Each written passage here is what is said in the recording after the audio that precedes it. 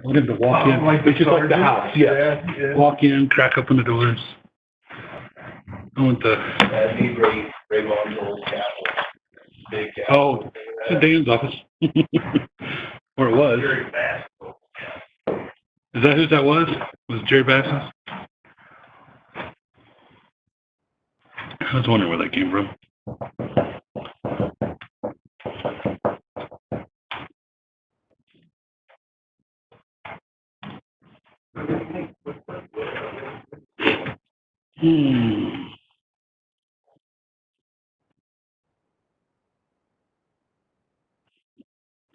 Nobody would have.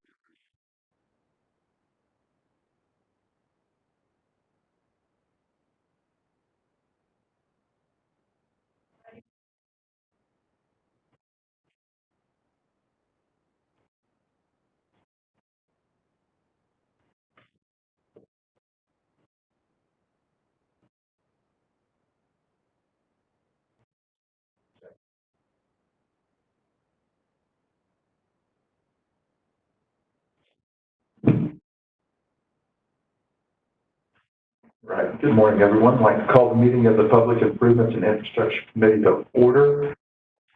Notice the meeting was probably posted Thursday, May the 7th. The first item would be a roll call. District 1 present. Charles. Present. Miles. Present. Okay. Item number 1 is to set the date, time, and place this meeting will reconvene in the event of technical difficulties. Motion to reconvene this meeting should we have technical difficulties at 2 p.m. today in the same room. I would second that motion. Okay, there's a motion and a second to reconvene at 2 p.m. today in this room in the event of technical difficulties. Mr. Davidson. Aye. Mr. Dodson. Aye. Mr. Flower. Yeah, I'll second. I'm sorry. What already? Item 2, discussion of possible action to approve the minutes of April the 27th. Is there a motion? So moved. I'll second. Okay. Mr. Davidson. Aye. Mr. Dodson. Aye. And I'm an aye. Okay. Item 3, discussion, review, and possible action regarding Verizon placing a node pole on county property to help assist with the development of Verizon's microcell network in downtown OKC. And I believe we have someone here from Verizon or representing Verizon. Is that correct? Good morning, Mr. Chairman, members of the committee. I appreciate it. My name is Victor McAllister. Live at 16020 Sterling Canyon, Oklahoma City. As mentioned, I'm here on behalf of Verizon Wireless, and we would like to, visit the county about the opportunity of placing, like I said, node pole on county-owned property. If you're aware that the state has what they call the Senate Bill 1388, which allows us to go within the right-of-way as long as it meets certain criteria. Now, thank you. In looking at this area in downtown and the core area, we're trying to meet certain setback requirements and so forth, and as well as underground utility issues, as you know. So trying to meet all those criteria, unfortunately, at this intersection that we're trying to provide coverage, we can't meet those criteria, so we're asking for the come onto private property with the county. So that's pretty much where we stand. We're trying to look at something that would be amenable for the county, a solution that where we can place it prominently to provide coverage that won't hinder anything from the county. I do have a couple of little handouts. Sure. Real quick. I'm good with it. I'll just let the members know when we received this request, we asked Mr. Barnes to take a look at it because he's done this in the past for us. David's principal concern was possible interference with some of the frequencies that we have. According to his radio gurus, there won't be any interference. So from that aspect, there are no concerns. So. Thank you, Mr. Chairman. I actually have never addressed that, but I think you already beat to it. So, what we're trying to accomplish here is, like I said, if you look at the southeast corner of the property, in that intersection where you start getting in the middle of the high rises, we're trying to obviously come up with a solution in that intersection.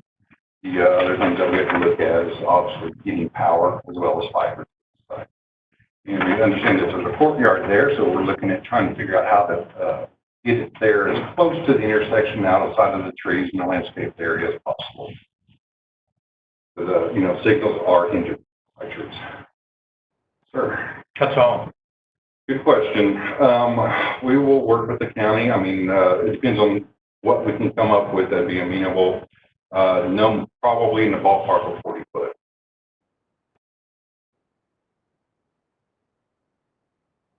Are you proposing like in that square, the 180 square right there? Sir? Are you proposing like in this 180 square right there?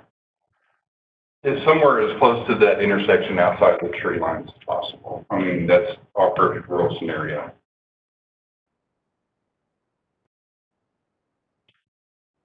I think the other poles along there are like 15. I think there might be a 20-foot pole. Those Century 180 poles, you know, from the city are in the ballpark of 28. You say 28? Approximately 28, so we'll be, like I said, no more than 10 foot above that. That's what I'm saying, below. What would be, at 40 feet, so what is your depth to anchor? There'll be no lines, right? It's steep. It's just no mods. It's no. It's anchor just line. literally a pole, you know. I mean, if we use the design that we're looking at, it's a direct bury, roughly 16, 18 inches. That's it. That's the footprint that we're looking at. If we go with a different type, then it could vary a little bit, but sorry. No, you're right. But So you're just looking for 40 foot up in the air. but that you just need to get 40 foot up in the air. It could be on top of the anything. pole itself. Right. But it could be on top of anything, right? What's that now? So I mean, if there was a street light placed there, or If there was we don't have a path forward with the city in regards to attaching to any type of street or city-owned assets at this point. right, That's one of the reasons we're here with you today. okay. So I mean, if we did like a clock tower or something that just allowed it to get 40 foot up, is the way I understand it, right? Instead of just a naked pole in the middle of and I don't know this, Joe, but I mean, in the past, everybody was concerned about that green spot right there because of that headstone or memorial or whatever it is sitting right there.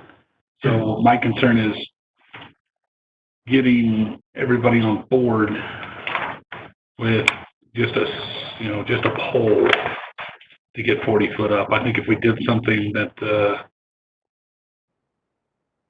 would kind of go along with the beautification of what we're doing over there, a clock tower, be it whatever, just so they could get 40 foot up, I think that might be easier for everybody to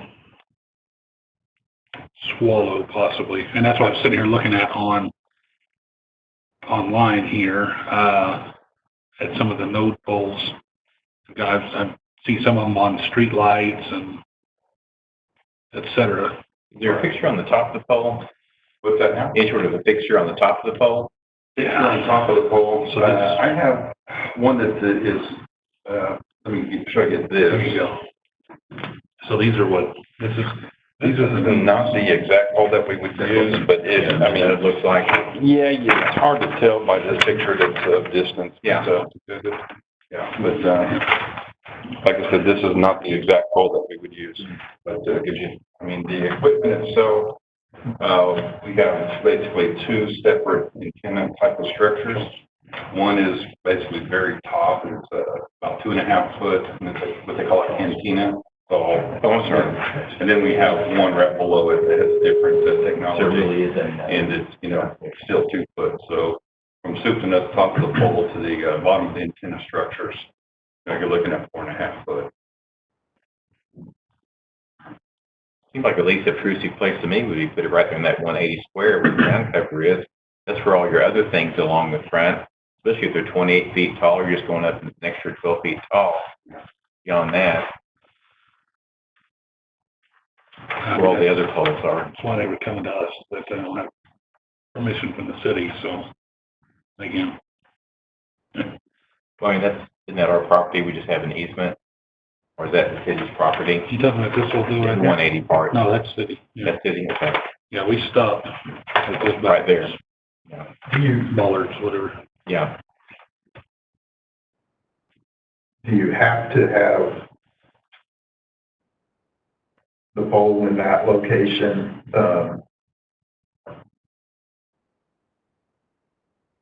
It is kind of unsightly. Well, you could push it to the north, Well, back behind I'm the wondering, fence. can you go on top of a building, a structure? That is possible. The purpose of these node poles is to basically capture foot traffic. And that's where, basically the lower to the ground as possible, what you're talking about, rooftop applications. They're common and we do them all the time, but they're more of a broad sweeping signal, so to speak. This is a little bit more defined. What about 100 foot to the north? We can work on that. I think that the best thing is to work with our RF engineers as well as the Verizon staff and the county staff and find a good solution. This is as close to the corner as possible. So the county, a trust, so it's a different board than this one, owns the building adjacent to the building that we're in today, the ICB building. Is that the 100 foot north that you're? No, I was thinking, the corner of the alleyway that we took over back in that fence, the metal fence, Near where the dumpsters are located? yeah, just back behind it. Mr. Monroe, do you have any thoughts? I mean, that gets them close to street, Keith is our facilities director. Perfect. close to power and close to all the One lines. of the things that we have taken into consideration is I just want to see this. Yeah. Are you viewing that is that the signal, we don't want to be right up next to a building. So we need to be off of a building a little bit. Basically, in front What's a of little the bit? memorial. No, I mean, As far as possible. as far as possible.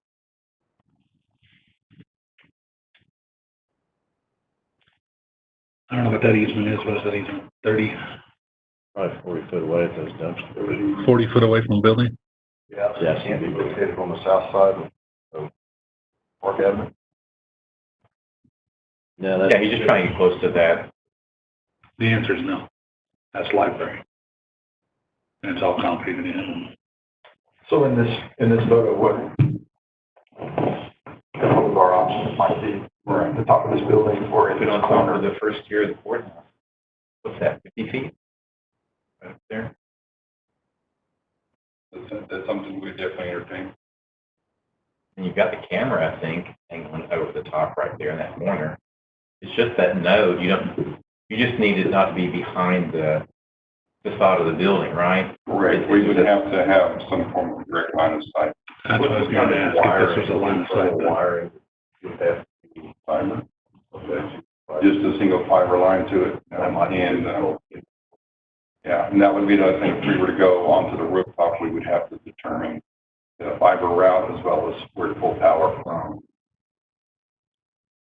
So, a couple of things, I'm not sure how much, when we've had requests like this for other properties and for ourselves, we have. Yeah, that's what I was thinking, but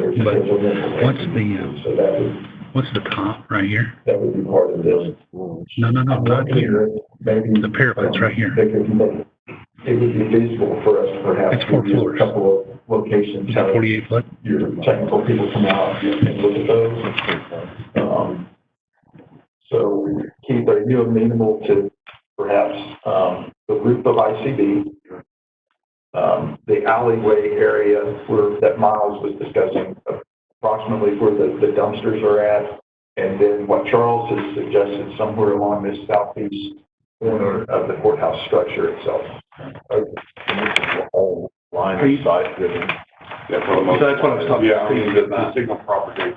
If you go back to this, our parapet, We Uh-huh. put it close to. you know, how the building goes up, we come to Serving 100 Yeah. Three different concepts. You guys go ahead. Do you think it's a good idea or a bad idea? I think it is. I think we could do basically serving 180 degrees. Exactly, that's why they're saying if we can come down here where the basis of the foot traffic is, this is what we're trying to accomplish right here. We understand that the signals are gonna go into the buildings a little bit, but, if we're back up in here, we basically lose capturing. this building. on two sides. You could do it, what I'm thinking of. If we can, that tree canopy is awful high, So that's something that we would have to look at, but, I mean, if we can go just above it, Yeah. potentially. Again, we would need to bring in our RF engineers to see what kind of signal penetration it would impact. Hey, Keith, come here for a second and look at this. And you may be looking at that already. This off of our parapet here, that's probably about 40, 48 foot up in the air right there. And if we did that, all it does is move from here to here. We're still going to get almost the exact what he's asking for. It's just going to move it to where it's not unsightly. It's going to put it on top of the fourth floor, just right over here. Well, as I understand it, he's trying to accomplish this to accommodate the foot traffic on Park and on Harvey. You have to be careful again with the RF engineer coming out. If we place it on the rooftop, the signal would basically shoot horizontal to the plane. Right. So there would be basically a loss of signal here. We would have to make that, obviously we're trying to get inside the buildings as well, which is why we're asking for the pole at the corner. Have you thought about any other locations, or is this the only one that's been, other than Oklahoma County property? Yes, we've looked at various other opportunities in the area. Unfortunately, we can't meet certain criteria by the city of Oklahoma City, and we don't have a path forward with the city to attach to their assets. Oh, I see. Are you looking for this is the only spot? There's not any additional on this property that you're looking for? Is there any other additional spots that you need on this property, or is that the only one? We could potentially look at the other sites. Yeah, I mean, we could look at the, this opposite site over here possibly, but again, same situation. If we put it here, you're gonna be hindered by the trees. So again, we have to look at that. Do you need more than one? How about that? Potentially. Okay. Again, this would be something that we would have our RF engineers take a look at. To Joe's point, we got a flagpole here. How big is your node? The node itself? The node itself, I mean, 48 inches. it's hard to tell by this picture, but there's actually two here. And you're looking at this one right here is about 2.5 foot, and this one right here is 2 foot. Could that be mounted atop a flagpole? If it's structurally sound and things like that, I would imagine that Verizon would, want to shy away from it because, if it's a flag, then it has to be, have a flag on it. And, so there would be. I'm just trying to disguise Absolutely. your You structure. mentioned a couple times that you don't have a path forward with Oklahoma City for their assets. Can you kind of tell us what those obstacles are? In regards to some form of agreement with the city? Attaching to the city's assets? We just don't have an agreement with them. They're, I don't know all the specifics of Verizon hierarchy or dealing with the city and city manager's office. But all I know is that we're going back and forth, trying to come up with something that's going to be reasonable, in whatever fashion, how long it's going to take, and things like that. That's one of the reasons we're here with you today.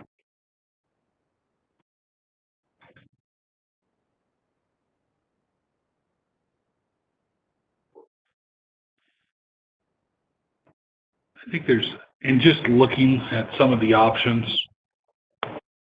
in what are called smart node poles, I think there's some options that we could do to probably place in that area, yet disguise the pole itself.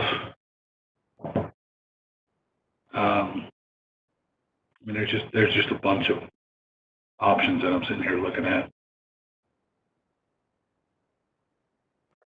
And I think there's other options that we should probably consider when making the decision here.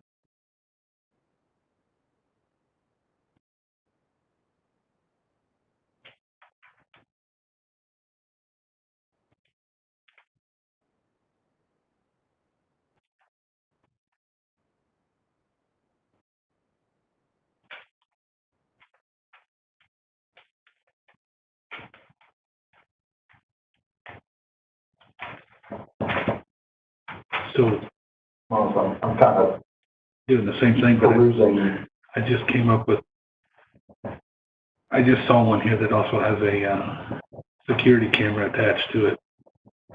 That's kind of an interesting idea.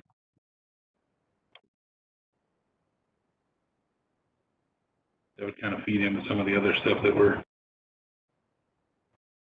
currently looking at.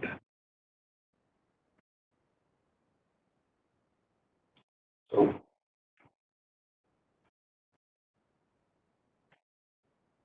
Making a motion.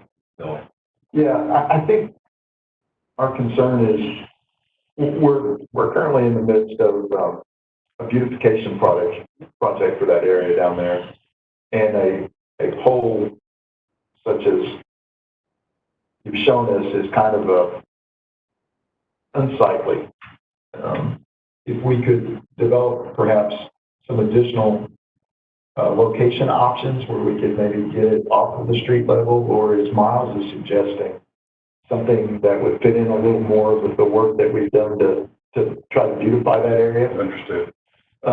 So if you wouldn't mind, I think we're open to the idea. Okay. If you wouldn't mind to work with our facilities director, Mr. Monroe, along with your technical team, evaluate some of the possible options, and perhaps present something to us that's just not a pole.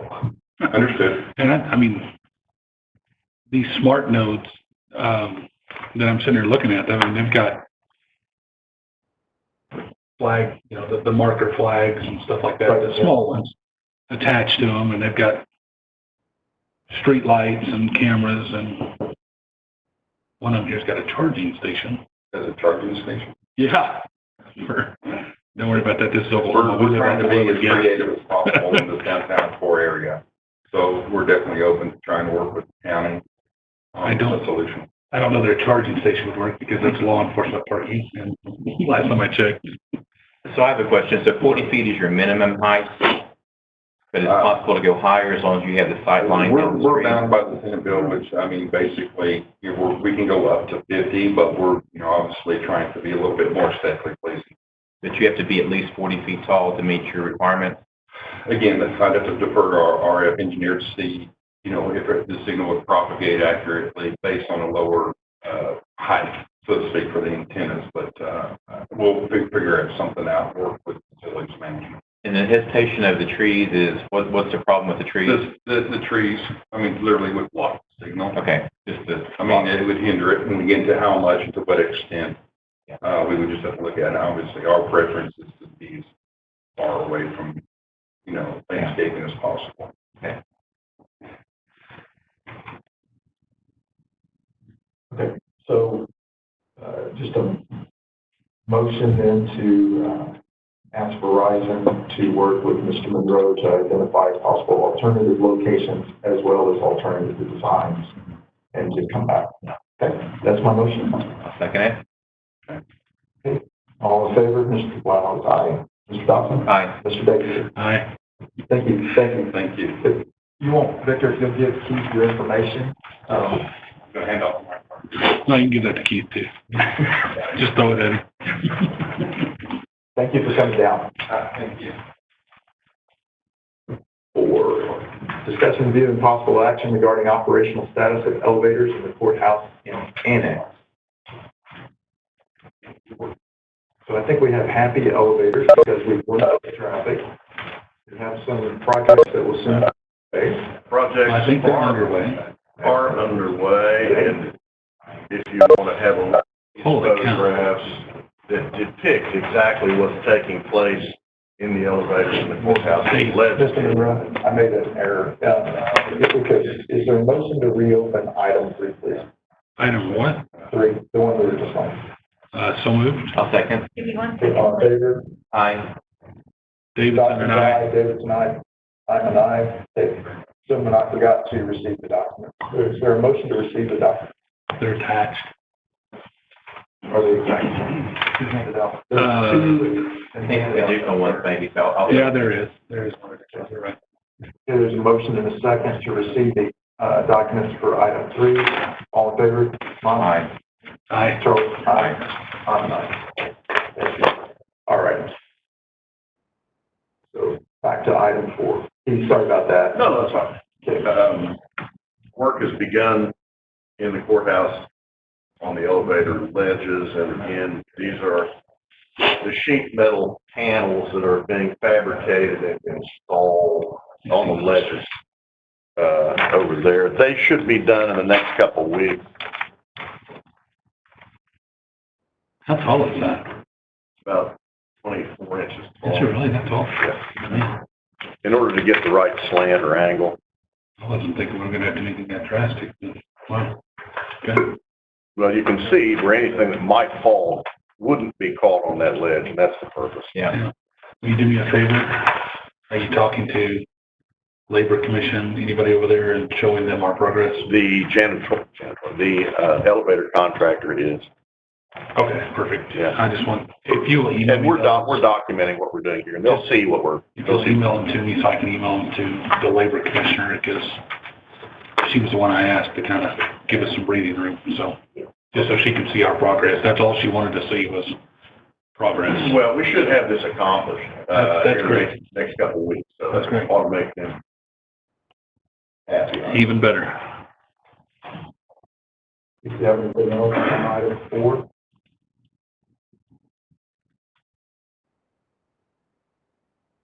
Motion to accept report. Second. motion second. Miles? Aye. Charles? Aye. I'm an aye. Item 5, discussion review and possible action to discuss the landscaping improvements surrounding the courthouse and annex.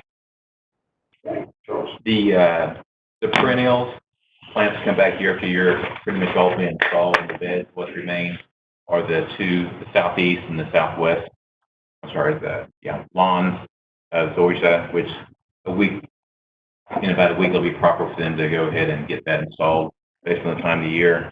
And then the 2 flagpole beds are where the annuals are going to be. So that should all occur in the next week or two.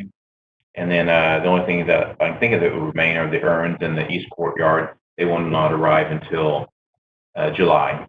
That would be the main thing on that. I've got a contractor coming up next week to advise on the trip and fall risk of the west courtyard. There's basically really just one square around this one tree that's buckling it up that I had them come out to give an estimate or some advice on what to do there. And then still working with electrical to replace the rope lights that are along all the walls, and I've looked at some lighting for the quotations, but that's still kind of ongoing. Are you looking at lights that would match this building under the? Have looked at lights to light up the quotations. They have special lights that actually you can tell them your distance from the building and the height, and then they design a light that basically just lights it up. And so we actually did a test last week. Yeah, to show guys. In fact, I might just email them to Keith, let Keith send them out to different people just on that light. Are the rope lights that you were just talking, are those along those concrete that's out there? Yeah, there's That's what I was talking about there. Are you doing LED to match this building, or? I haven't specifically been looking for LED to match the building. You can go that route though, obviously. I was definitely thinking more about matching the Civic Center and the City Hall. Both have the walls with the rope lighting. So I was going to match that lighting to kind of give continuity. I mean, and in this day and time, it's easy to get lights. You'll have to get a control that will for all those lights in. Do you like that idea? Continuity between county government and city government? Well, all the buildings that were all built at the same time with the WPA. And all of that you're talking about, with regard to the lighting, that's anticipated in the budget that's been approved for this, is that correct? That is correct. Okay. And budgetarily, we're looking good, no change orders today. I've had 3 change orders, and I had a couple of orders. I thought OSU was going to be able to actually do our annuals. They're not, so I've had them add annuals. But yeah, I'm still within budget. It's fine. Where the change orders been signed off on and approved, have they gone before the VOCC or? No, just through me, just from working with Chantel, my understanding is as long as it stays below a certain percentage of the original bid, that it's all proper. What's the, I think it's What's the dollar amount so far to date on the change order? I want to say $4,000 probably. And that's and they're all put through the landscaper, who was about a the landscape portion of it was about a $40,000 award, if you will. And so I'm still well below, probably spent about 10% over on that.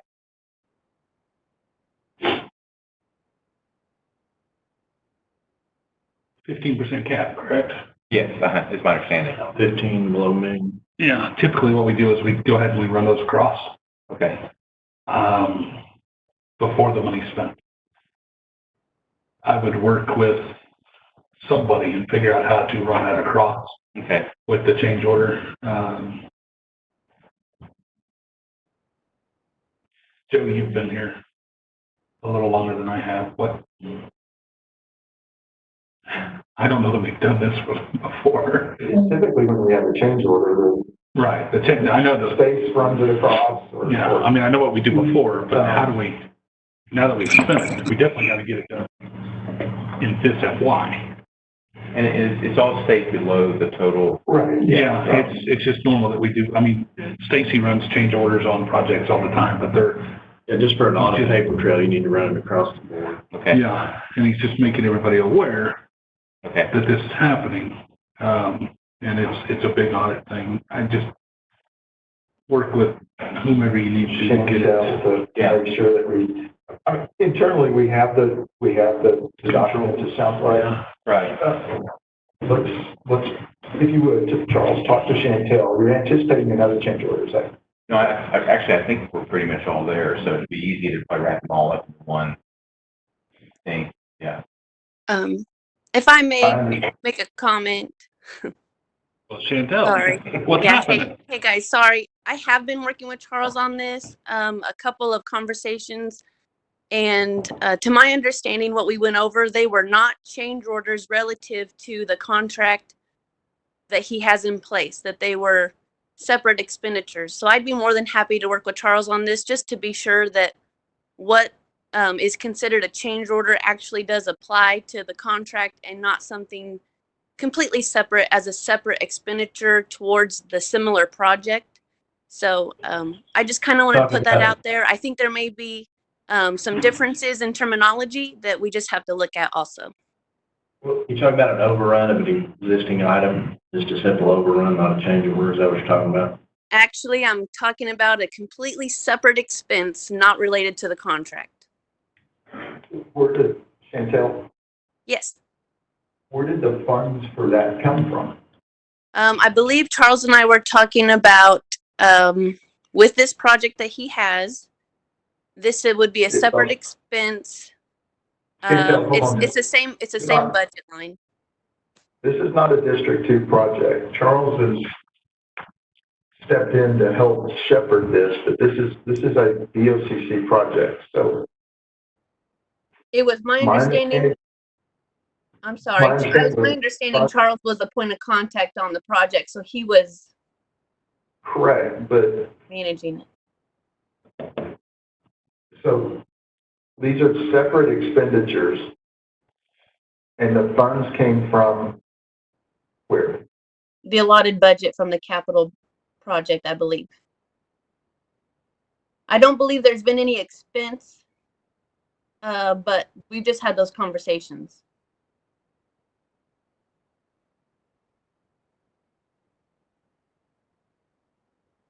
So let me ask,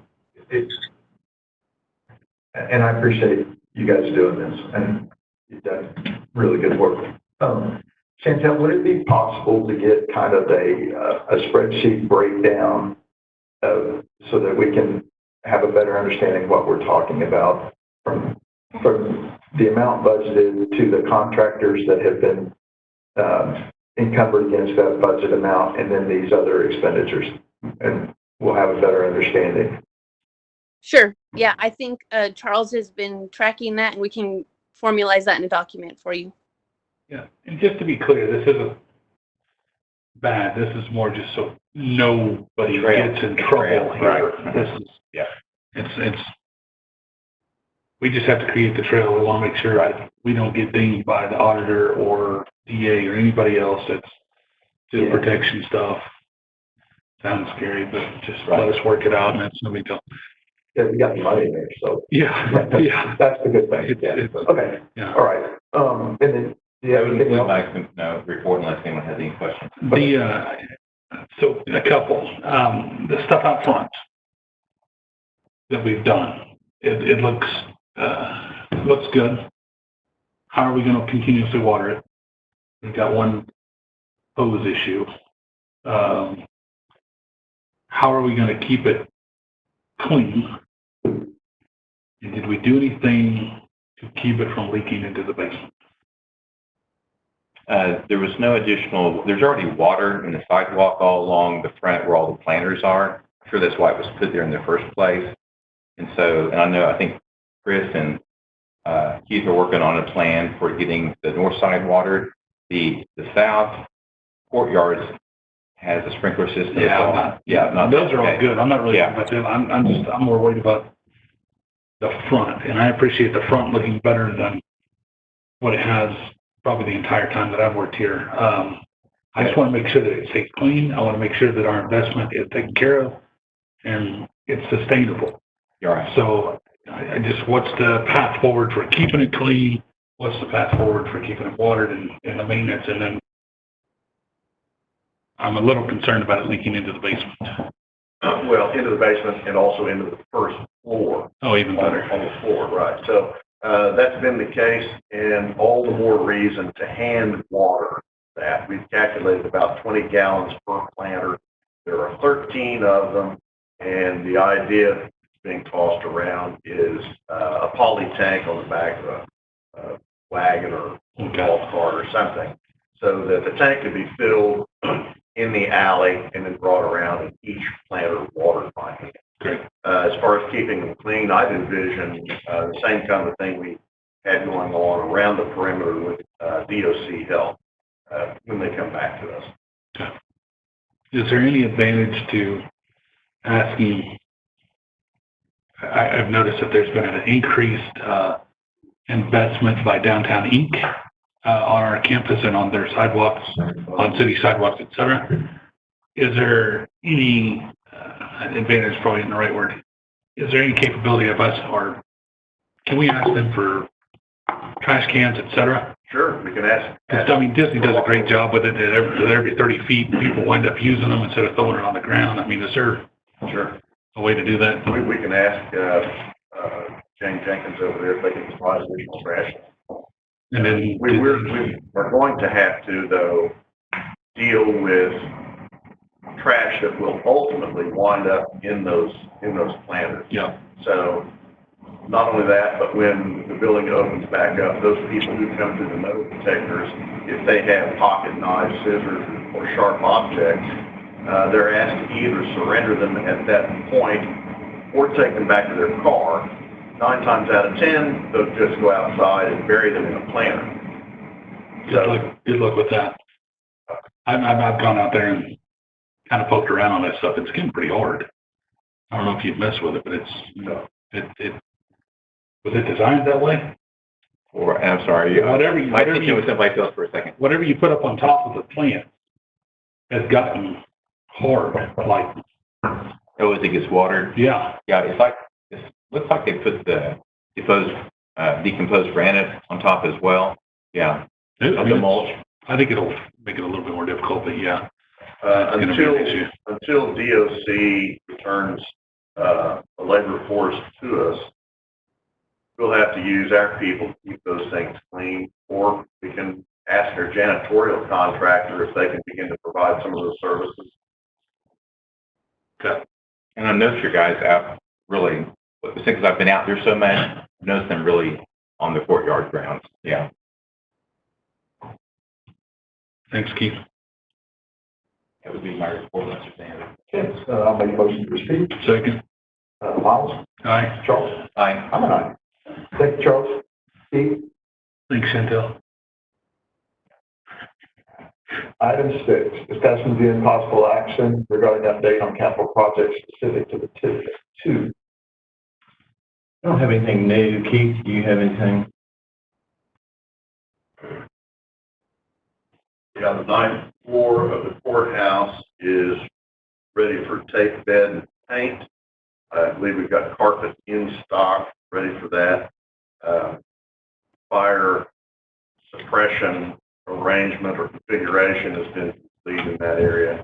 We're moving along, but again, it's kind of a snail's pace. I'd say you've done pretty good. What about the annex roof replacement?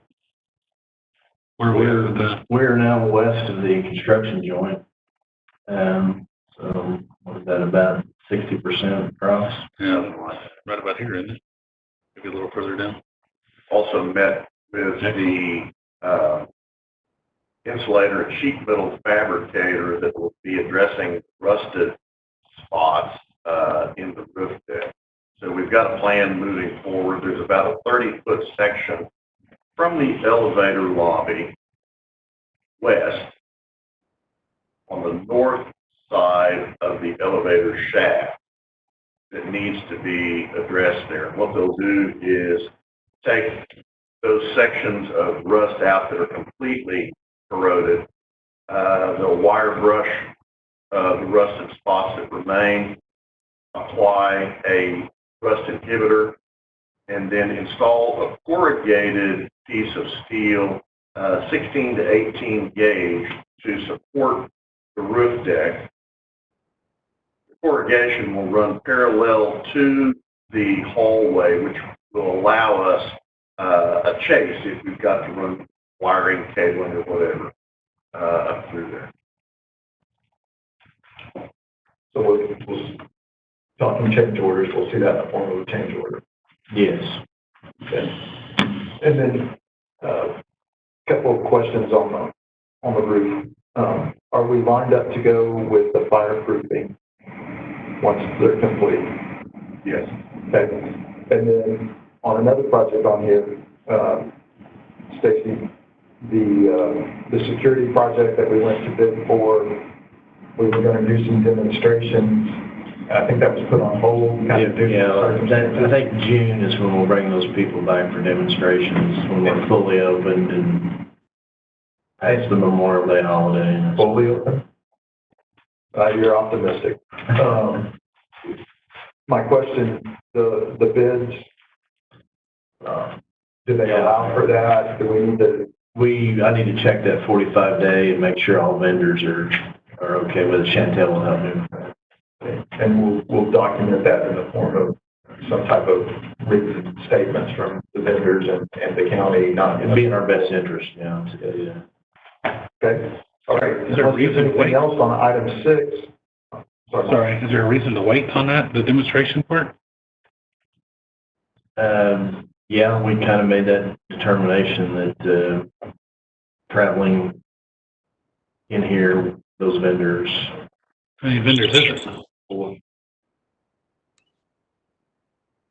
I mean, if we schedule the time and schedule them to come in, It will be outdoors, is that correct? Yeah, that's even better. Let's just get it rolling. Because I think what needs to happen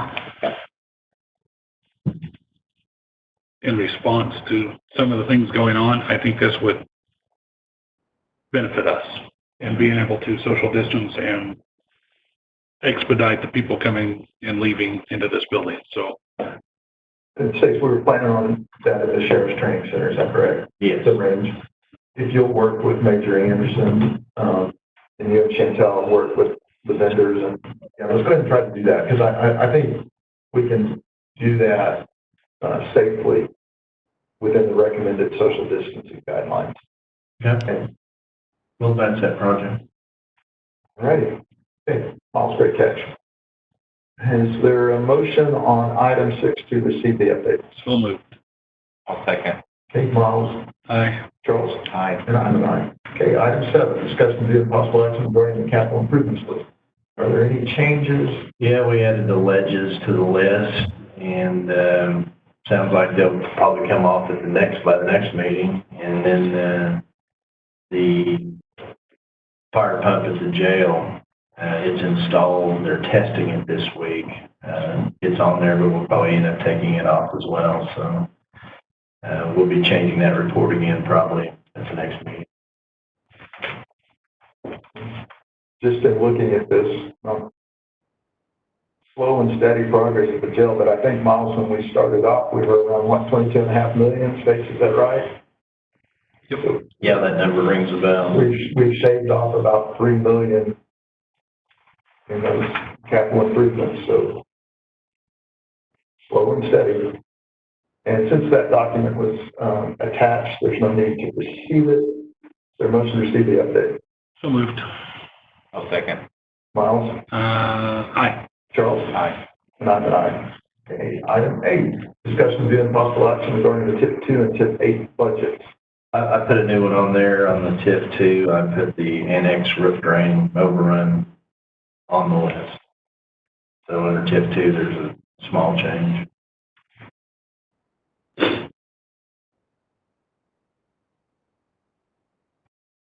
My question, Right, we are still working with Augie to try to get the old report up and running and back. Don't have it yet, but the old report wasn't done in Unis, was it? Wasn't it just a Excel spreadsheet? I think it was a combination. Not exactly sure, but I think it takes both spreadsheet and Munis. We're trying to get it down to where it's just all can be done out of Munis, out of one system.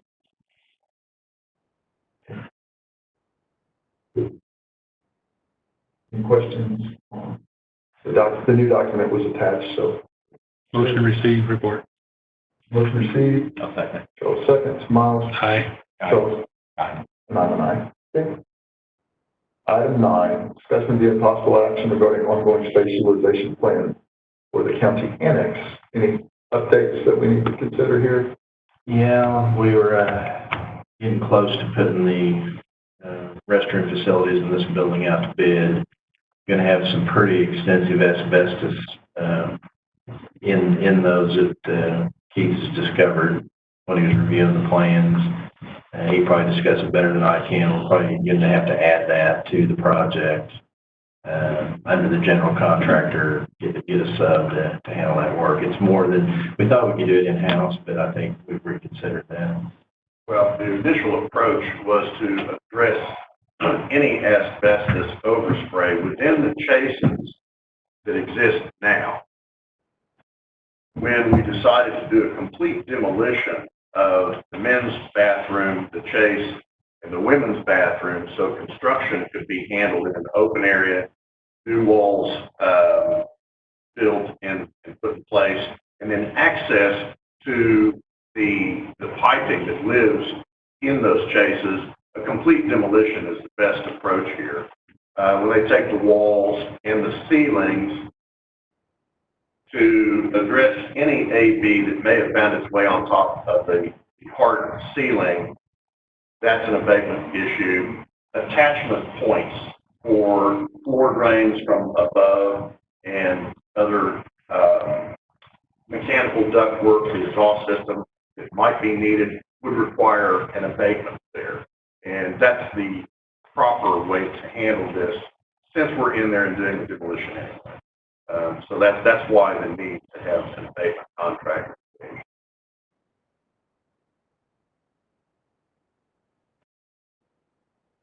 You indicated, Stacy, your plan would be to go with the general contractor. Did our bid documents and everything that led to the award of that contract? Well, we haven't put it out to bid yet, so they've got a few notes they need to change on the plans, and then we'll be able to go out to bid with it. Just the difference is having to have a abatement contractor versus our in-house crews because it just got so big in scope, and that'll up the cost of that project.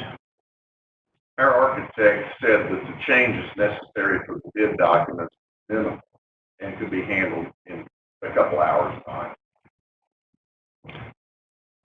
What does this do to two things? Timeline, cost. It certainly extends the timeline and increases the cost. significantly? Yeah. I would estimate, yeah. I think you went from I've been carrying that at about a $1.2 or $3 million project. I'd carry it now at about a 1.9. The estimate, Asbestos abatement is expensive, as you know. shooting from the hip, an asbestos contractor that we've worked with here already gave a figure of about $50,000 for demo and abatement per set of bathrooms. So 100,000 a floor.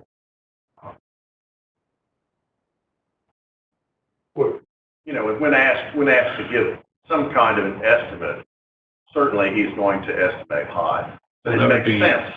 It makes sense to have an abatement contractor do the abatement and the demolition at the same time within containment. So that's 550,000. Oh, Sorry. no. Refresh my memory on the funding mechanism for the 1.3 and now add in 550, 600. So It's a TIF 8 project. It's always been in there as a reimbursed project. We don't have enough money to front that. I was always going to have to come to the budget board. And they wanted a hard number before I came to them to front that money. And then we would get a good portion of it back through the TIF reimbursement, but probably not all. In terms of additional projects, we're anticipating other projects in the TIF 8 budget? The TIF 8 budget was just this building, and what we have left, the big project being the restrooms that were in there from the beginning. We have to restore the 6th floor for the public defender and any commissioners that are going to go up there. And I believe that concludes TIF 8. What's the plumbing escalation? 6th floor, second build out, plumbing escalation on TIF 8 budget. That was above and beyond the original estimate. When we did the TIF 8 agreement with the city all those years ago, it was $1 million. Now it's $1.2 million. Well, now, just this week, we find out, or actually last week, that may have been another 500 or 600. I haven't adjusted this sheet for that yet. Okay. And then the plumbing escalation is the what? So the 6th floor, second build out, that's the 90,000. Yeah, that's for the commissioner. I ask you all this stuff later. No, it's fine now. That's the 6th floor build out is to go back and Right. to restore that on the 6th floor. So, Miles, are you asking what the $200,000 is underneath that? Yeah, I was just curious what it was used for.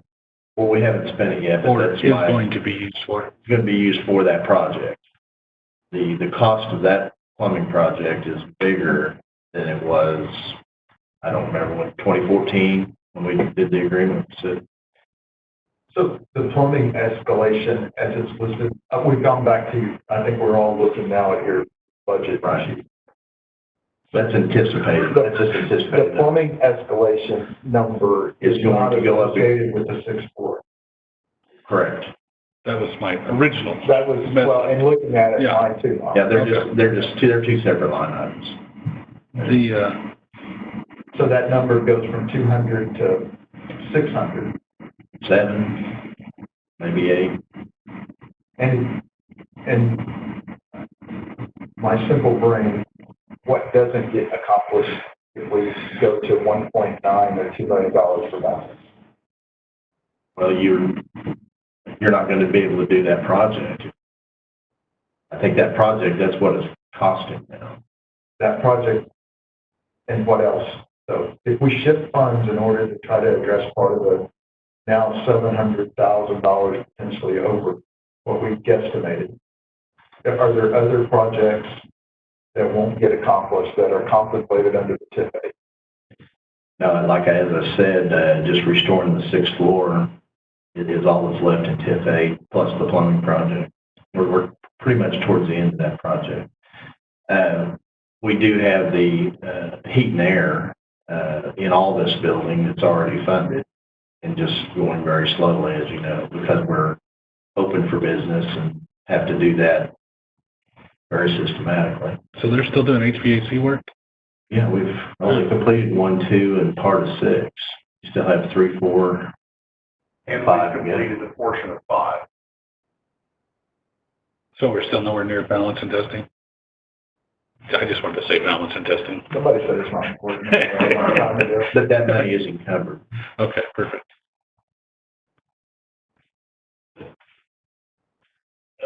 Can I ask another stupid question?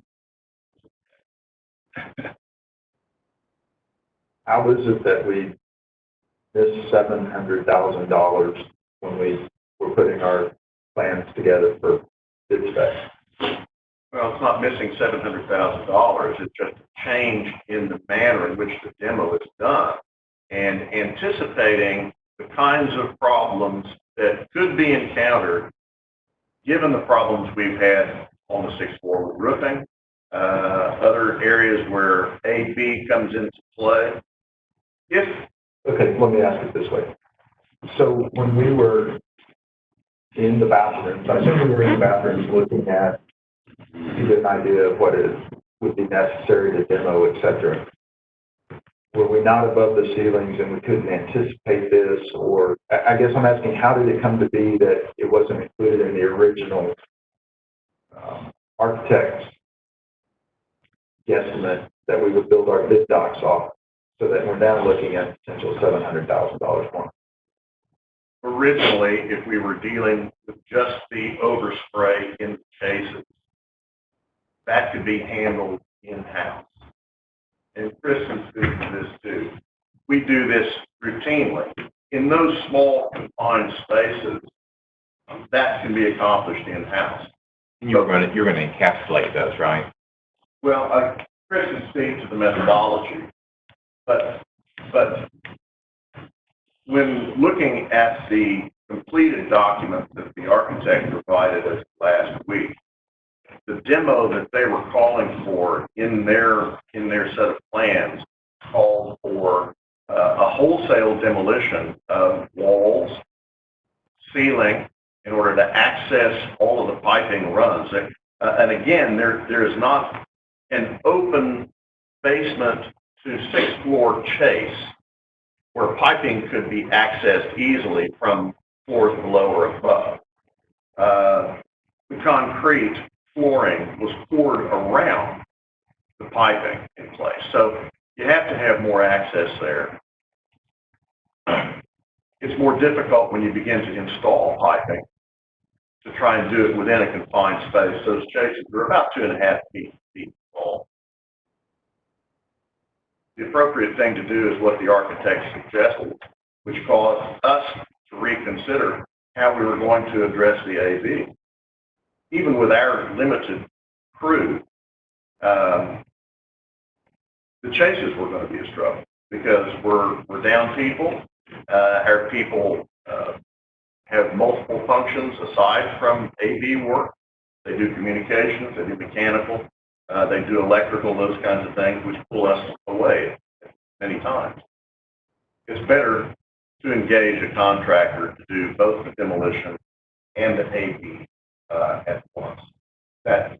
Our instructions to the architect were we were going to handle AV in-house. So that's the way they designed it. And then when we looked at the final plans, Keith had to reconsider, says, I can't handle that in-house. Okay, I understand. I'm just trying to get an understanding of where we're at, and it's quite a shock when you hear you may have to come up with an additional $700,000.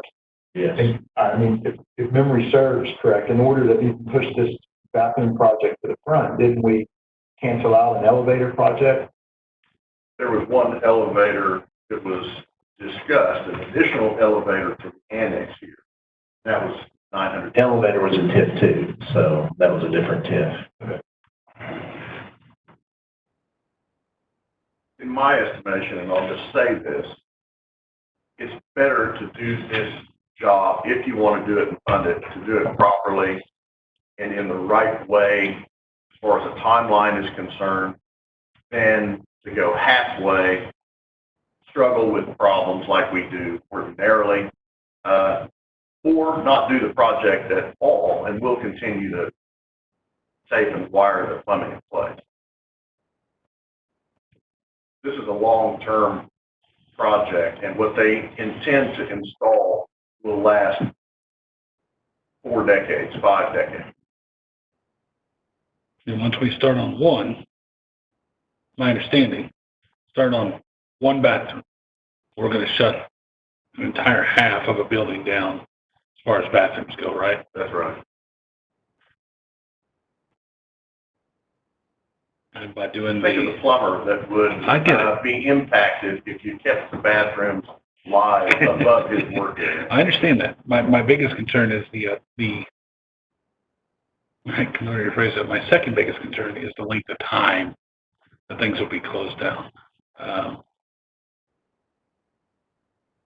Which is how long for a bank? I know this is adding to it, but what are you thinking? But the longest piece of work here is the asbestos and the demolition work. Once that's all clear, contractor can come in here and just go to town. That part won't take much at all. What was his figures? 4 to 6 weeks per pair. So.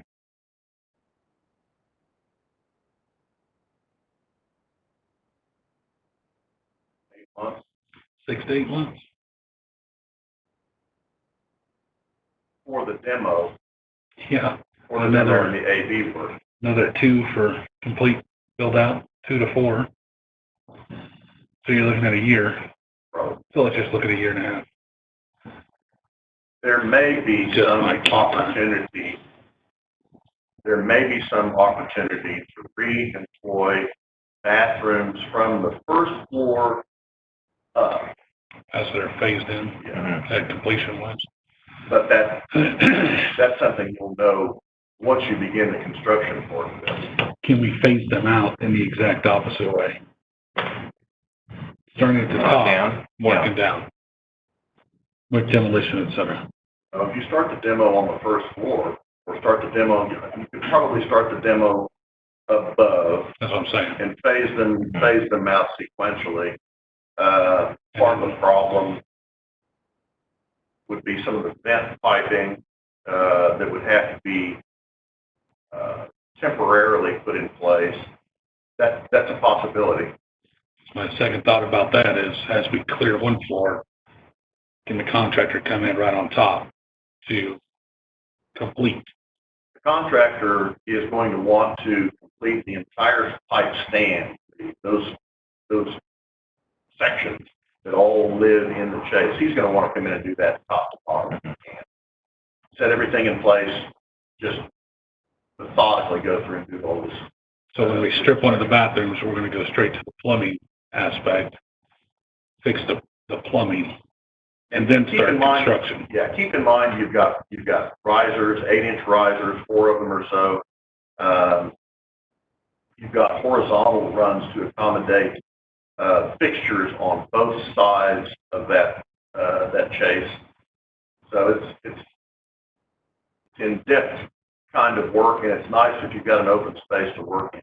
And that'll cut down time and money, having the ability to move about and work in a quicker manner. When you complicate things in this way, the contractor is going to look at it and anticipate, all right, if you're going to make me try and keep these bathrooms open, and I know what's going on, I know the problems associated with this, the cost will escalate, I'm sure.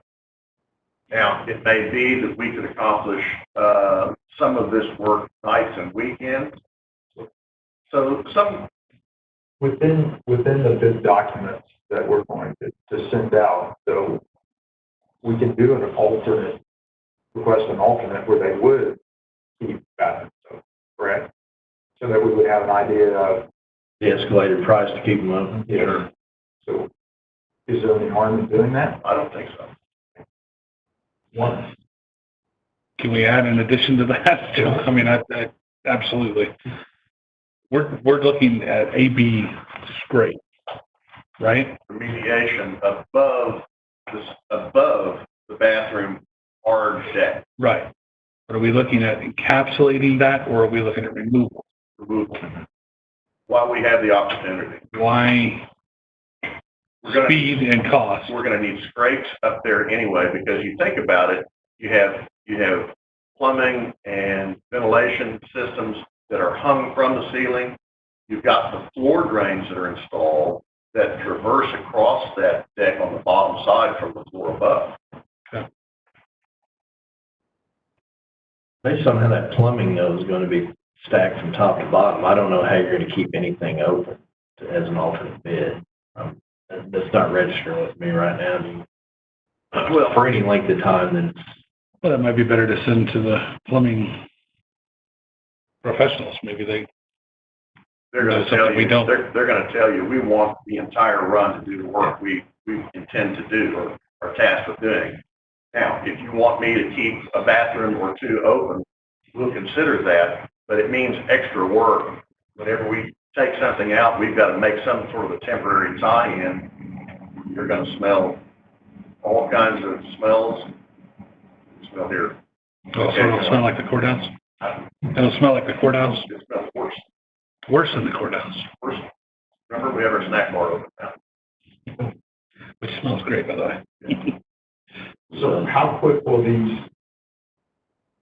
new information be incorporated in our bids out on the street? well, the architect's waiting to hear from me. I wanted to have this meeting here first, to know exactly how to finalize their bid documents. Give Keith, the weekend to think about in-house versus privatized asbestos. And I'm starting to see from talking to Chris, and he is short. He's lost some people that were on that crew. I just don't think we can accomplish it in-house anymore.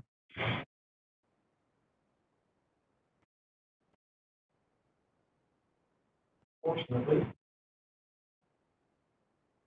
we have to do it.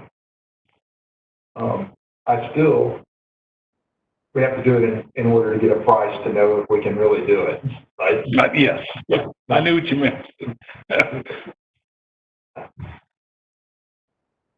And I do think, unless it's completely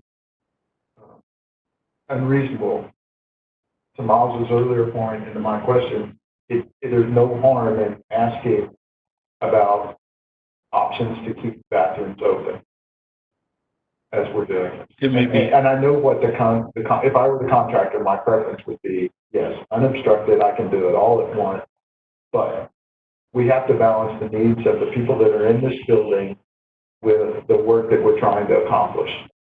And there's a monetary value to that, and we need to see if that monetary value is excessive. I mean, we're already talking about possibly $700,000 more. What is that additional?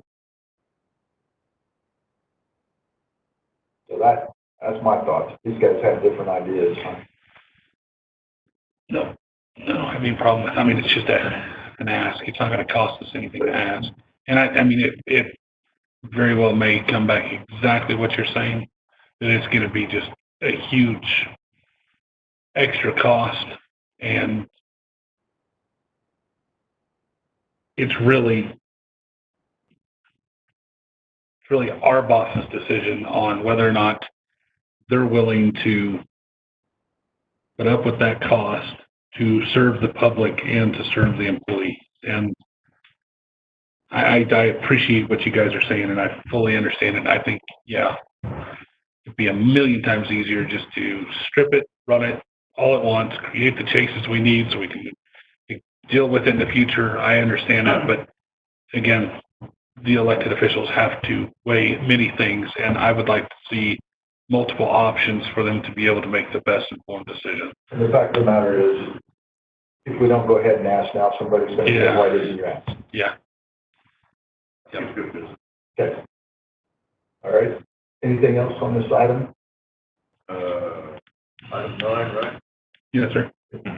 DA Civil has fallen behind just a little bit that area. Our trim carpenters had some health issues. and has been asked to make countless plexiglass screens. So, How to vote? How to vote? out of Oak, that's right. Sorry, that sticks in my. The area. We made some very nice, expensive sneeze guards. Do that with time? Yeah. White Of course, I don't know anything about wood, so. That area that is adjacent to the snack bar was purchasing is completed.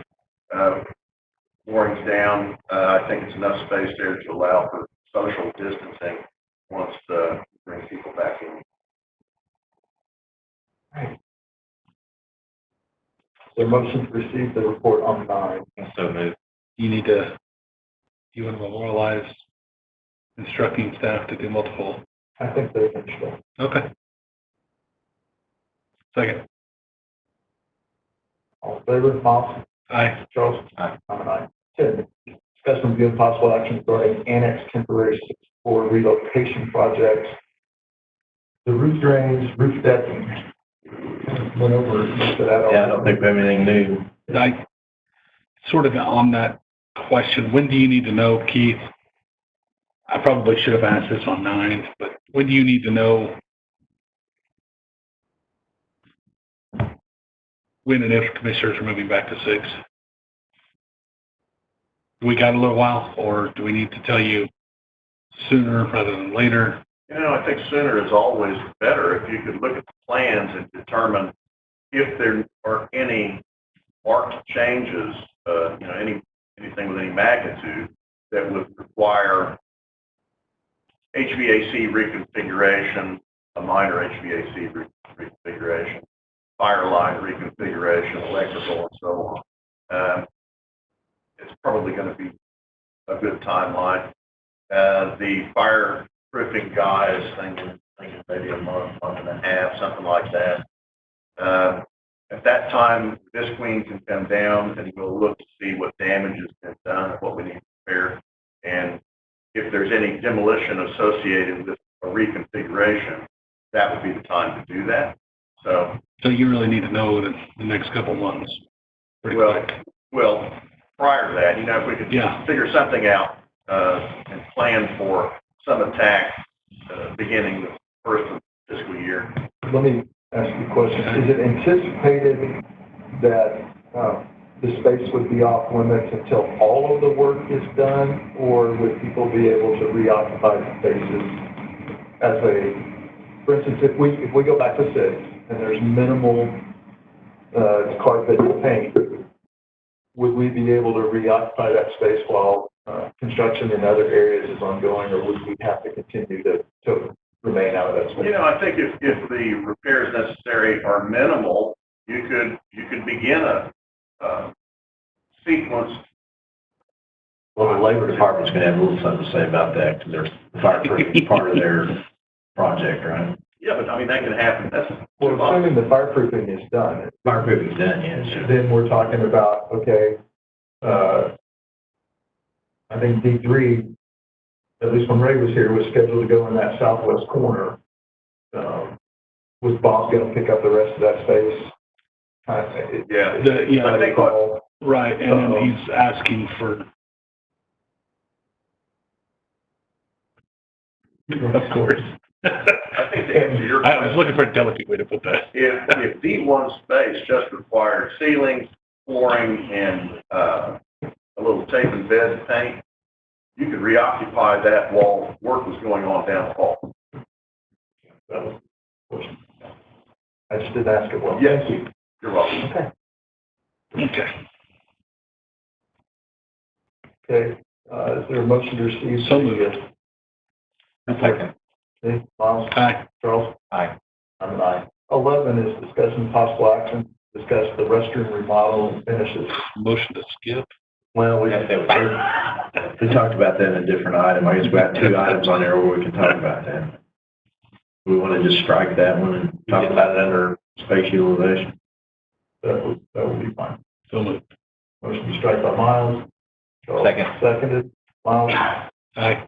Charles. Aye. I'm an aye. 12, discussion, review, and possible action regarding the degradation of county roads caused by the construction of the Eastern Oklahoma County Turnpike.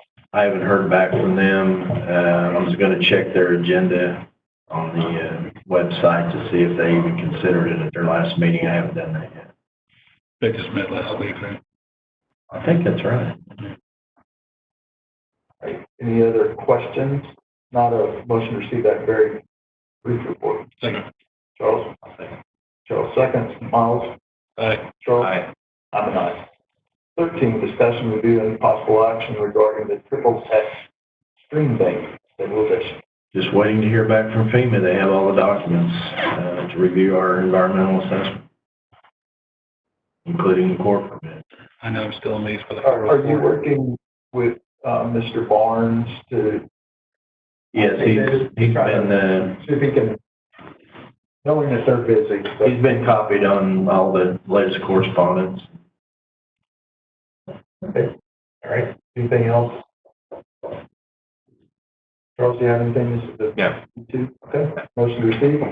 Second. Second. Miles? Aye. Charles? Aye. And I'm an aye. 14, discussion of possible action regarding health and safety inspection at the county jail. Unless you have questions, there's no one here, so no action. 15, discussion of possible action regarding mold remediation, steam valves, HVAC system repair, and maintenance staffing plan at county jail. For the HVAC system repair, we got our PO a little late from the Sheriff's Department. That's been turned in to the contractor, and parts from Temp Control are on order. Anything else? Motion received. So moved. Second. Miles? Aye. Charles? Aye. I'm an aye. 16, discussion of possible action regarding Wilshire Boulevard Bridge. Do you have anything else? No, I think this board has considered that report and everybody kind of liked the option 3, and we're needing to talk to the landowner. District 1 volunteered to do that to see if they were amenable to that option, and we can move forward without any federal approvals required. So I think that's a plus if we can get the land. Where we're at, okay. So no action on item 16. Board comments, Miles? No, thank you. Charles? Any new business? Is there any new business? Is there a motion to adjourn? Miles? So moved. Second. Miles? Aye. Charles? Aye. And I'm an aye. This is just a moment or two.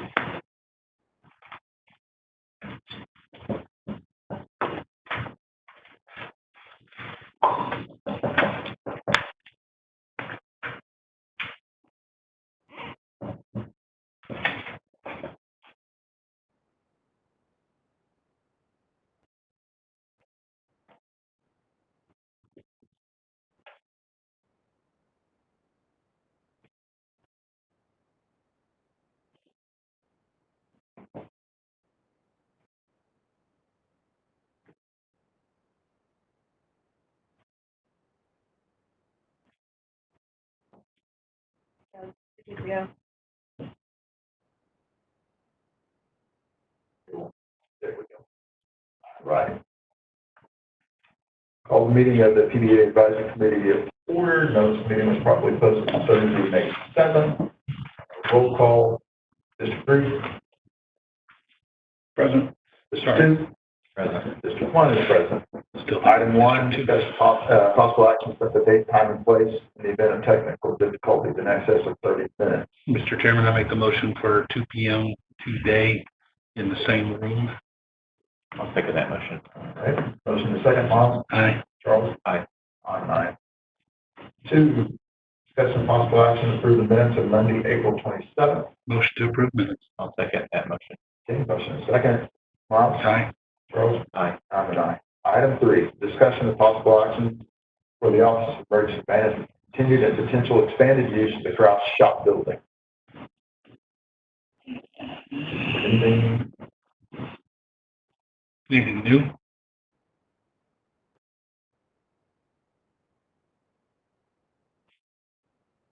We've been working out there with the PBE point of distribution. I'm sure you guys are familiar with that going on. So we've spent a pretty good amount of time out there.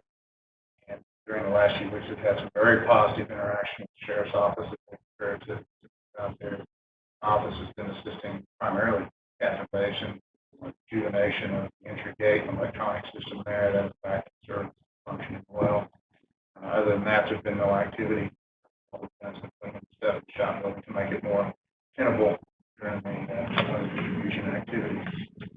As far as this particular project goes, with the exception of discussions, Mr. Monroe looking into cost factors related to a generator for that facility.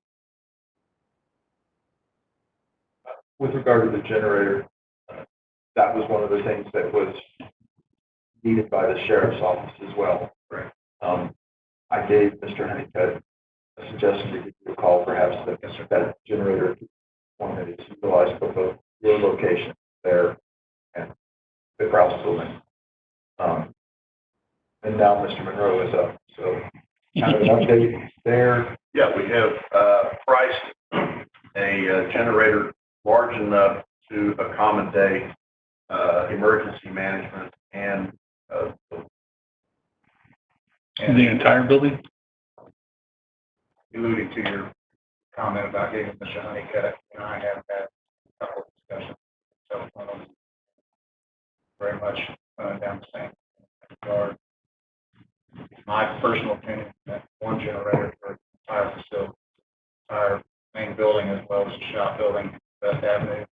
You don't have duplicate potential fuel sources. You don't have duplicate transfer switches. You're not having to segregate power to the shop out of the main building. There's a lot of efficiencies to be gained by having a single unit, plus just the operational aspects of the sheriff's office being there in my operations. We do still have some discussions on the fuel system. My personal opinion, although there are some hindrances in a large scale, say tornadic event, something like that, my personal preference would be to further investigate natural gas powered generator with a small compressed natural gas storage tank for contingency purposes on site, as opposed to having to go through the permitting, maintenance, the mess, any other factors associated with a large diesel tank. I understand, a generator, as you know, runs for a long period of time, pretty much at a static rate. That's a good thing for a diesel engine to do. That's how they're designed. That's what they do. Speaking of diesel, I guess, but I've never asked. Since that was a shop maintenance facility when the guard was there, are there no tanks on site? Okay. Yeah. I didn't recall that, but we want to make sure if you use diesel and you wanted an auxiliary tank, it was an above ground tank nearby generator wherever it sits. The generator spec here will run continuously for 48 hours with the fuel tank supply with the generator. So if you wanted to put an auxiliary tank out there for extended use, another 2 or 3 days supply. we're kind of in price. What are we looking at? We haven't priced a natural gas option yet. And then another thing too is the capacity, the line capacity that services the building there now, they need to be changed if you go to a natural gas unit. I'm not sure what line size comes into the property. That's part of the research that needs to be accomplished. Fuel tank for diesel, you're looking at DQ, EPA, the rest of it. Is the generator an impediment to work commencing though on David's space? No. And the impediment there continues to be the availability of our contractors. Where are we at in terms of that building? We've not made any progress out there. Chris has been out to talk with some contractors at the location, but some of the same contractors we have pricing for are working in multiple locations in this facility as well. So we're having trouble getting here and there. It's just Is it conceivable, actually, Can we get David in there to start the new year? Not the calendar. No, I like calendar. Calendar more. I don't think calendar's appropriate. Well, I think if we go in and we build out the little offices within the shop building, but you were talking about nearly $150,000 worth of work, HVAC work, roofing work, those kinds of things. To complete the entire scope and it's going to take some. How much has changed in terms of the scope since we initially started talking about this project? Years ago? Big. Not years. Weeks ago, no?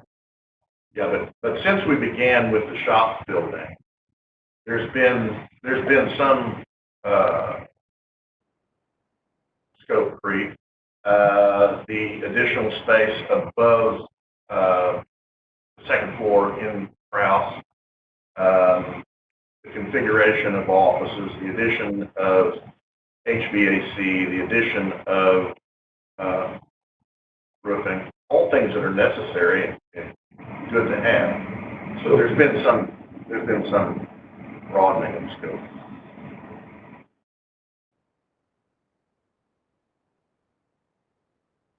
Say not necessarily specific to shop discussion.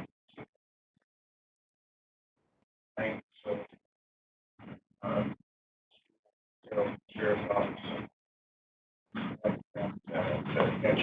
I'm sorry, I'm having a hard time. Yeah. That's called progress, Joe. Yeah. The risk going well. We're doing well down here. Say that. Yeah.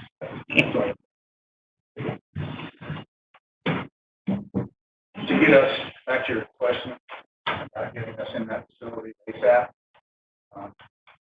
we could, if there was adequate heat and air capabilities added, the sheriff's office has been quite gracious in allowing us access to the main building or restroom facilities, restroom shop, places you don't really want to go. Is that because they're dirty or? Yes, antiquated, dirty, just old, disrepair. They have to they will literally have to go. There is no restroom. How much do you have to do all this work? I personally have available. Well, that was the entire project. I think I have got committed 80,000. Okay. Is there a reason that we haven't just worked with Chantel and put this out on the streets, or is that being done? I think I asked that. We talked about that. Yeah, but here we are 2 weeks later. Is that on the streets? No. Is there a reason that it's not? I mean, I know that we're trying to use the contractors we've got here because we have prices and everything. I get that. You're going to put it out on the street for bid as a package. We need to develop a scope of work. Work with CB there. The way I understood it from a couple weeks ago, Joe, was your deal back then, was that we were going to move forward with 2 lanes. Looking inside, and let's put it out on the streets, because we don't have to go with whatever we get out on the streets, but it's nice to know if we can get it for the price that we've got in our mind or less, then let's go. Okay, well, we'll work with the engineer and purchasing to put together bid documents and a scope of work. I've been a little busy. I think we said that 2 weeks ago. We've all been busy. I get that. We understand, but this is not you. We understand the nature of this business and what you're required to do and asked to do, and that those things are constantly shifting and changing. We understand this. So my intent is to help. I do it right. Get it off your plate. Give it to somebody else and get it out of your hair. I mean, if you'll recall, and you weren't the facilities director way back when, but when we initially started talking about doing all this work, Steve Satterwhite and I often talked about maybe we pay a little bit more for the expediency related to accomplishing the project. I think that's what, again, we're going back to that balance of responsibleness, because if we're constantly asking you to go from here to there, then we're creating obstacles to you Yeah. finishing the here, so you can go to the there. And so if it's a reasonable number and we can accomplish Well, the project. I think what you're asking makes perfect sense, and I can liken it to a previous discussion regarding the bathrooms and using an AB contractor to do that kind of work here. So those escalations will happen, certainly, and I don't know that we'll do any better on time, I would hope, but we'll try it. We'll ask the engineers. You had stepped out. We are back to when we last met, had a conversation about packaging up the work in the shop building and going out to bid just to see what we might get in terms of cost and completion, so that we can get David out of the bunker down to the Kraus location. I kind of remember that it was a general contractor, wasn't it, to handle all the. And we would like to see that move forward. So if you, Keith, David, and Chantel will get those documents drawn up and out on the street as quickly as possible. We'll just see where that puts us. And I will make that motion. Second. Okay, Miles? Aye. Charles? Aye. And I'm done. Okay? Thanks, Keith. I met myself available this afternoon after probably 2 o'clock. Yes. All right, is there anything else on item 3?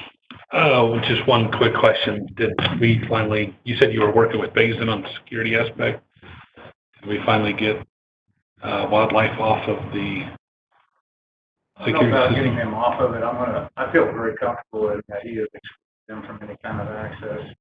So we don't have the automatic doors, or we don't have the doors automatically unlocking? or anything Oh, no, like that? no, I think he took care of that Okay. early on when he brought the system back up. Okay, great. Who'd have thought that, right? Well, they had them scheduled to open at a certain time, and they would I just would open. never imagine Yeah. that would have continued. That's all But I'm sure. I think that may have led to some of our other stuff, so. Perfect, thank you. We have had Motion to, discussions in light of that about converting so that system out there for both buildings is parallel to the system we have in this facility, another county facility, looking at over $30,000 to make that transition, plus about $3,000 per door opening, according to my discussion with Mr. Basin. Since that is not a critical need, he and I and Mr. Honeycutt are all in agreement that that is not an urgent project down the road.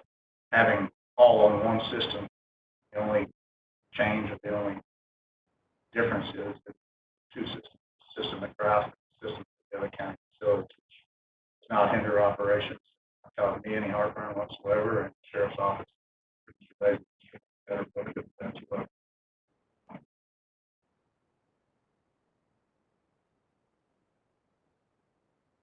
motion to receive reports.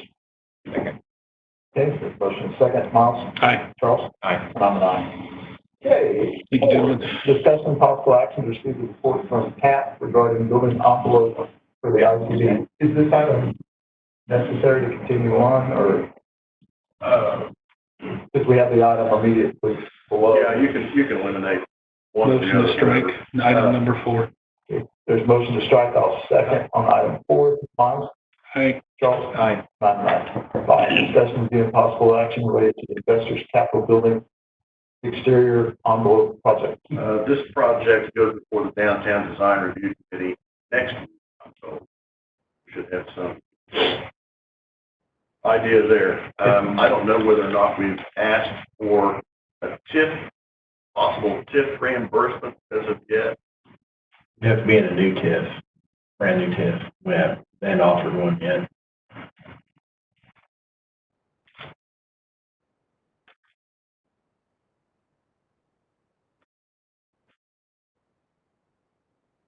So they're not.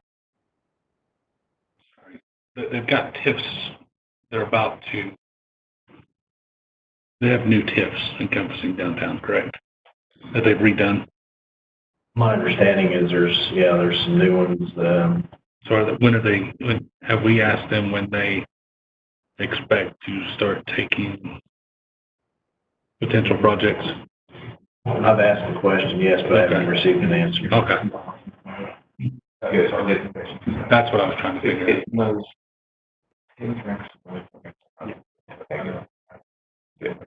Yeah.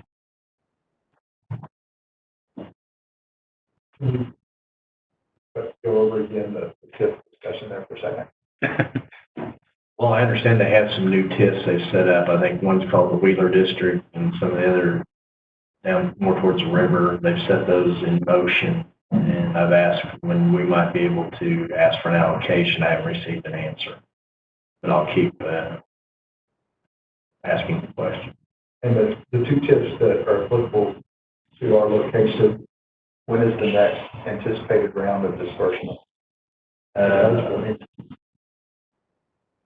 TIF 2 was, we could get another round there, at about 18 months ago. They said in about 18 months. Well, we're there now. And, I'm not getting any feeling that we're going to get anything anytime soon. And when you say you're not getting any feeling, is that something that's been done via, Just verbal at this point. I would like to get that feeling in writing. Let's begin to document a paper trail of us asking and being turned down. Okay. Or you don't like that? Is there something there I'm not seeing? No, not at all. I appreciate what you're doing, and I think it's going to be a leverage point for an argument that will be happening pretty soon, I'm sure. Good neighbor policy. Good neighbor policy. I'm willing to give if you're willing to give. So, and TIP 8, what about the next round of dispersals there? I don't think there is. I think we've maxed out on that one, my understanding, and there's still some money in the other one. Okay. All right. Great. Thanks for doing that, Steve. Motion to receive on item 5. A second. Miles? Second, aye. Third, fourth? Aye. And I'm an aye. 6, discussion via possible action related to the repair and replacement of the roof and the HVAC system at the election board / ACOG building. You'll see on this week's PBA agenda all of the documentation associated with OMES and Oklahoma Roofing. They'll begin this week, I'm told, with meetings that will include ACOG and the election board as to where materials will be put, scheduling around events or dates that are critical to those people. The mechanical part of this, the contractor was to lift the gas line last week, opted to wait until the roofer can be there so they can work together. We'll have way more happen this week and throughout the week out there. Anything else? No. Oh. That's top line. Motion to receive report. Second. There's a motion in a second. Miles? Aye. Charles? Aye. 7, discussion via possible action related to the repair of the floor at the election board ACOG building. There's never anything to do. Yeah, I was going to ask, can we just go ahead and strike this item, and then when you all have something for us here, put it back on? Okay, that would be my motion to strike. Is there a second? A second. Okay, Miles? Aye. Charles? Aye. And I'm an aye. 8, discussion via possible action, receive an update from Keith on properties and projects under the authority of the PBA.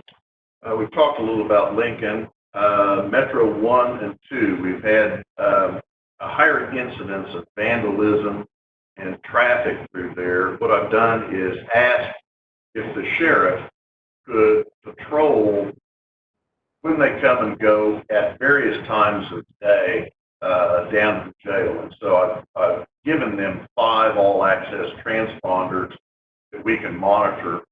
They've begun to circle through the buildings when they come and go. I saw that email, Keith, very appreciative of you being proactive. Yeah. And the sheriff's office as well. Well, yeah, Captain Abernathy was very, very helpful there. So that's a good thing.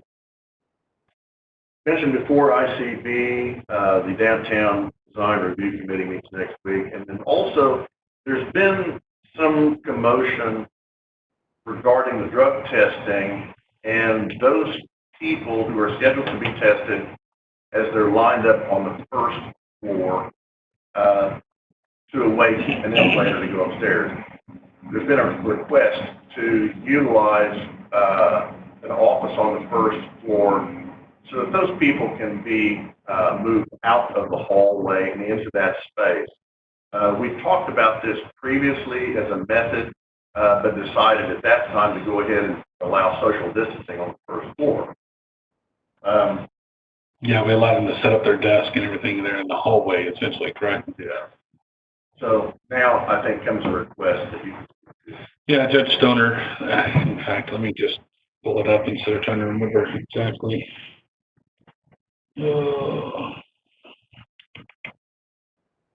Let's see, need your assistance on an issue regarding safe testing in investors' capital, mental health court, and now the vet diversion programs have begun testing again, which has increased our congestion there in ICB. Also, as the courts phase in their opening, they're going to start seeing an increase in traffic from not only the tenants over there, but also from increased people going for testing. So they're asking if I forget what number it is. It's the old Chad Moody law firm office that is available or empty on the first floor. If they're able to move a office storage or not storage staging spot there. Set chairs up in there so that people can wait within that office space and not get in the public hallway. Yeah. And then continue doing what we do now, and that's them communicating up and down and allowing a couple to go up at a time to get their testing done instead of collecting the hallways. So that's been a request by the drug courts and Judge Stoner. So, and it's a temporary usage. It's currently not rented out. Do you see it being rented out in any foreseeable future? I can't. Immediate? I can't guess at that. I know you can't, but let me ask you this. Has there been anybody request any office space on the first floor? We've shown space to other tenants who are interested in that. So, I mean, it's a possibility that it could be rented and something would have to be done. Some change made at that time. Right. So when that happens, if that happens, similarly to following the Krause argument, it's currently not being used. It's currently not developing money. Let's go ahead and slide something in there and use it until we have somebody to come in and provide new money. So Get your motion. that's my motion. Just like this. Thank you. There's a motion. Second, Miles? Aye. Charles? Aye. Aye. We'll get that on for Wednesday. Awesome. Thank you, Keith. Perfect. Anything else on item 8? At Krause, the sheriff is beginning to move in. I've got a laundry list of requests, walls to be put up.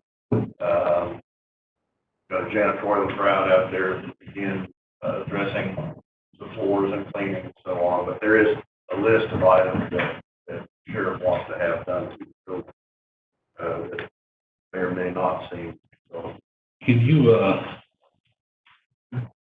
you send us that list? sure. I'm just kind of curious of. In the beginning, they were just ready to move into it exactly the way it was. Yeah, that was Now we're my shifting gears. That was my understanding, but, you know, just like anybody else, when you move into a space, find things you'd like to change, so. I would. When you say like Tim says, we're not talking alterations of walls, that type. Minimally, but some. Exactly. And then painting the entire first floor of gray has been requested. I think probably the first order of business would be to ensure that the building becomes ADA compliant. I think that's the first item in order of magnitude here. They're using the first floor, correct? Yes, they've also got half of the basement as well, which is not served by an elevator. So to me, Is that a secure area or is that open to the public? The basement. It's a secured area, I suppose. I mean, if they're gonna open it up to the public. I don't believe that. Yeah. They said they're gonna use it for, evidence, since the cages are already in place there. Do we self-inspect or self-determine as far as ADA capability, or does another entity do that? We do that.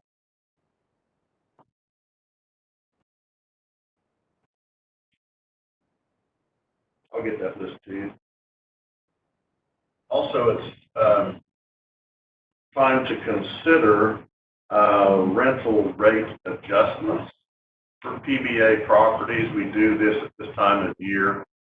Typically, it's been slight increase based on the consumer price index change the previous year, which is a little over 2% if you want to consider that. Also, I think there needs be some parity in the ICB as far as rental rates are concerned there. We need to look at that in total, I believe.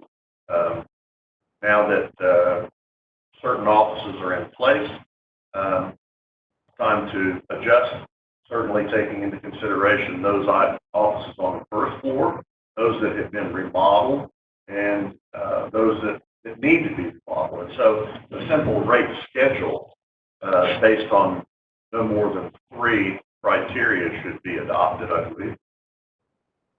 And those spaces brought closer to market. If you'll develop that, get it to us, just take a look at it. Ask you any questions you might have by the next meeting, and you'll have plenty of time to, Yeah. Is that fair? That's correct. Okay, awesome. All right, anything else on item 8? Motion to receive report. I'll second. Miles? Aye. Charles? Aye. I'm an aye. Board comments? Miles? No, thank you. Charles? None. None for me. Is there new business? Seeing none, is there a motion to adjourn? So moved. I'll second. Miles? Aye. Charles? Aye. Me and I. It's been fine to do another meeting, Miles. I know, right? Yeah, I was gonna call the commissioner, but I didn't call. Turn it off. Me? No, I don't care. Both of you can hear me. There's gonna be a great argument about sales tax coming up. City's pushing for it again. You give up your tip, I'll give you your sales tax. Gladly. Or that sales tax, they're wanting a piece of that. Of course, they've already got it. Yes. You're just wanting More of that. You can have that one. Thank you. Sure, get it in the file. He coughed all over the place. It's okay. Spit on the one.